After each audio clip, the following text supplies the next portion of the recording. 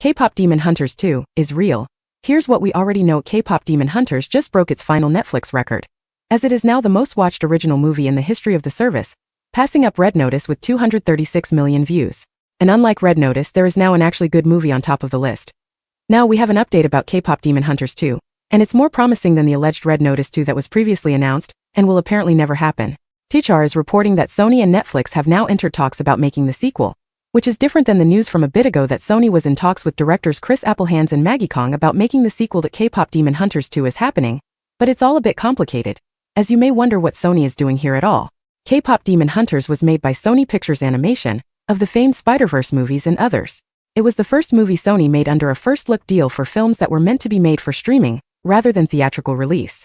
Here, the movie was sold to Netflix, becoming a Netflix original in the process. This entire process only netted Sony an alleged $20 million in profit. But now Netflix needs Sony to animate K-pop Demon Hunters 2, so you may imagine those talks are going quite differently this time around, albeit we don't know what we already agreed to before this. We do know, however, some of the plans for the sequel, as director Maggie Kong has spoken about it to a few outlets including Variety. We've set up so much for potential backstory. Obviously, there's a lot of questions that are left unanswered in areas that are not explored, and we had to do that because there's only so much movie you could tell in 85 minutes, Kong said. This was Rumi's story, and we have backstories for Zoe and Mira, ones that we actually put in the movie, but it just kind of rejected it. It just wasn't the movie for those stories.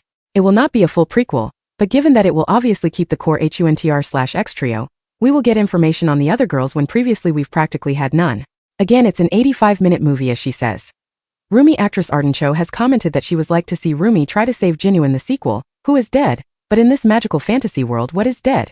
Anyway, my larger question would be if the Saja boys would be returning as a musical force. They really should all be dead, given that they have produced chart-topping hits like Soda Pop and Your Idol, real chart toppers, not just movie chart toppers. This movie is happening. A third movie is probably happening. Past that, rumors include a live-action adaptation and a stage show.